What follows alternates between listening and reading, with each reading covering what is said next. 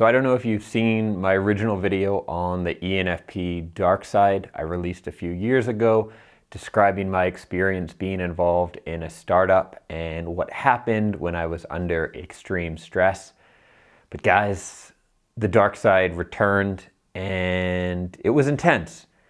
And if you'd like, I'm just going to share that story here. So this video might have a few less cuts and things like that. I'm just going to try to tell the story, which was very recent, the same way I would if we were sitting down at a bar together or a coffee shop. But as some of you know, I have a rule against coffee meetings entirely. So this happened about a week ago. I'm filming this now in Prague, but at the time I was in Ukraine, and I was in Ukraine with a friend of mine on an investment trip. We're looking at buying property there. Maybe I'll do another video about why that is and why I think Ukraine has more potential than just about anywhere in the world right now as an investment and as a people, and have just been really impressed by the country.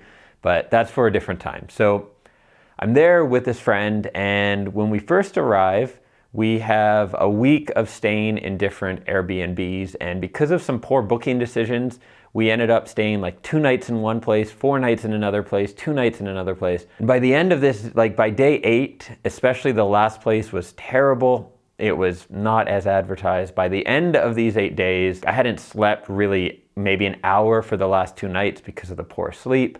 We were running around all day looking at maybe 10 properties a day. We're already in a bit of an intense environment. We're fairly good friends, but this is our first, business dealing together. We're in a country that is in an interesting situation. It's in a civil war. There's no mortgages. The banks have some issues. It's an intense situation on that way, but you throw in being pretty sleep deprived and physically, like because of how we were moving around, I hadn't had a chance to join a gym. My knee was a bit injured, so I wasn't running, wasn't really eating the way I would like to. So you combine all these factors, and as you might guess, you're not at your best. Nothing is going that well. And I was managing to generally keep up with some things in terms of my own business and that, and made some good decisions earlier in the week, I think. But ultimately around day 8, day 9 was not in the best state of mind. And it was around day 8 that the outcome of our first decision took place, where basically we had to finalize a contract and move forward on something, and something that I realized later, and on a gut level I knew the whole time I didn't think was a good decision.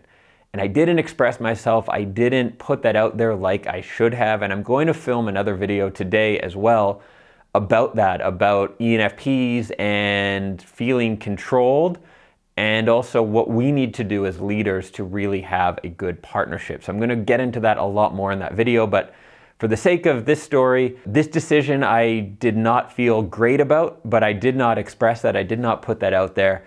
And so kind of by day 9, by day 10, I was really feeling worried about parts of this partnership. I was feeling like I was under a lot of control, like I was not making my own decisions. And I had this feeling of like, what am I getting myself into? Like, this is maybe what I did sign on for, but it doesn't feel like what I signed on for in that moment. And really a feeling of dread and not fear, but just like a pit of my stomach kind of stress and worry that I haven't felt to that extent, at least really for years. And feeling this, and it was not a great place to be, but I was trying my best to be, super Dan here and reflect on why, like, what do I want out of this situation? What is going on? Why am I feeling this way? And I was doing different reflection, and I was taking some notes and writing things down, and a lot of it was outward focused. It was about maybe the situation, or about my business partner, things like, oh, maybe he did this or he did that, and blah, blah, blah. And it hit me a bit all at once on this day where everything actually, well, I'll save the end of the story to the end of the video, but it hit me that, shit, Dan, you're in the ENFP Dark Side. You made a freaking video about this. It's one of your most popular videos. You're under extreme stress. You haven't slept. You're not running. You're not doing the things you do to think well. And all these traits, being paranoid, thinking that other people are maybe being manipulative, or all this sort of thing. That's what I talked about in that video, at least if I remember right. I haven't actually watched the video since I filmed it, but I'm pretty sure that's what I talked about.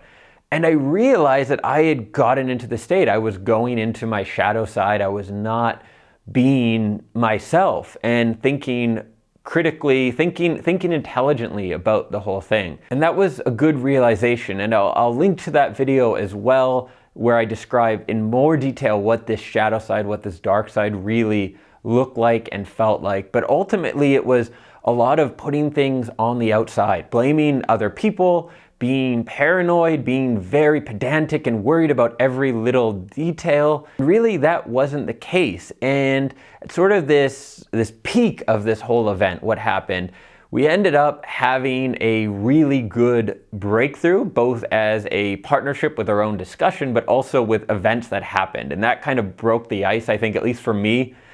We had a really good meeting with someone else about some properties, and it was like, okay, I can think now, like, let's break that tension. And then I started to reflect and talk about it and did something quite smart, I think, and that was express a lot of this to my business partner about what was going on and kind of my own thoughts and feelings on it. And I definitely realized, so he is, and I hope he doesn't mind sharing because he's otherwise anonymous in this case, he is an INTJ. And INTJs, they do a lot of things that they like to move things forward, right? They progress, they want to drive things forward, and they tend to be pretty logical. Now that does not always mean they make great decisions necessarily, and that's something I'll maybe do another video about, is kind of the insights into the ENFP and INTJ partnership. But they tend to be quite logical and just move things forward. And you can project as an ENFP all you want onto that about their intentions and this and that, but usually it's about really just moving the project forward, getting it to where it needs to go. So I realized that under this stress that I was projecting a lot of more like manipulative behavior, that's the right way to say it, on other people and not taking responsibility for myself. And I'll do, as I said, another video about this, but ultimately I was not expressing myself the way I should. I was not saying, hey, here's what I want. Hey, I think this is a dumb decision. Hey, I don't want to do this, or I do want to do this. I was not expressing any of that. That was all in my head. And some of it wasn't even in my head, it was in my gut, and I didn't even realize it was in my gut until afterwards, and maybe wasn't trusting my intuition or expressing myself.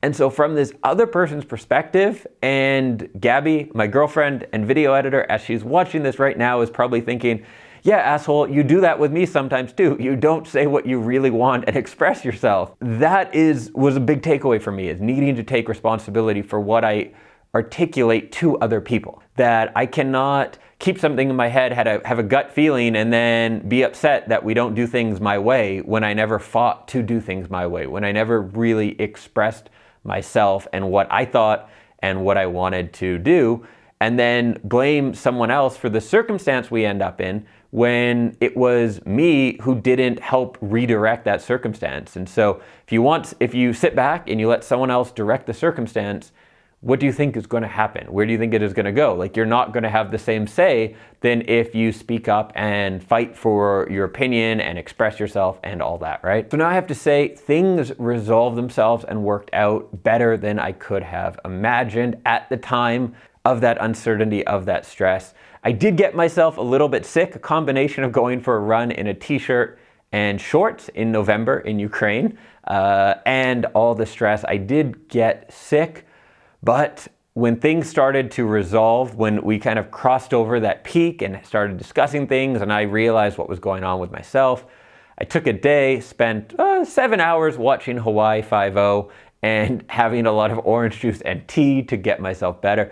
Hawaii Five-0, by the way, is my guilty pleasure. It's such a bad show, but yet somehow makes me feel warm and good inside. Even though people are murdered in every episode, they're like whole aloha spirit type thing going on. I don't know, but that's like the show I watch when I just totally want to de-stress and, be recuperating if I'm sick or something like that. So I gave myself a day of completely relaxing to both physically and mentally start recovering. Hopefully my adrenal glands will be back to normal after all that stress. And really, I could not be more grateful for the experience. I have to be honest, the last few years of my life has been amazing. I am madly in love with the best possible partner I could ever imagine. My business is good. I have great people on my team. My life is really good. And I feel like an asshole now how I'm describing this. But hey, it's true. It's how I really feel. And I haven't had any big challenges in a while. And one of the things where when life does kick your ass, or in this case, it wasn't life kicking my ass, it was my own self sort of creating those situations under an otherwise externally stressful situation, granted, is you gain a lot of insights and you grow. And I do feel like this experience helped me grow. And it's one of the reasons I'm excited about moving forward with that investment as well. Is it will probably be challenging, but that's a great opportunity for growth and insight. So if you haven't watched the original ENFP Dark Side video, I'll link to that at the end of the video here as well.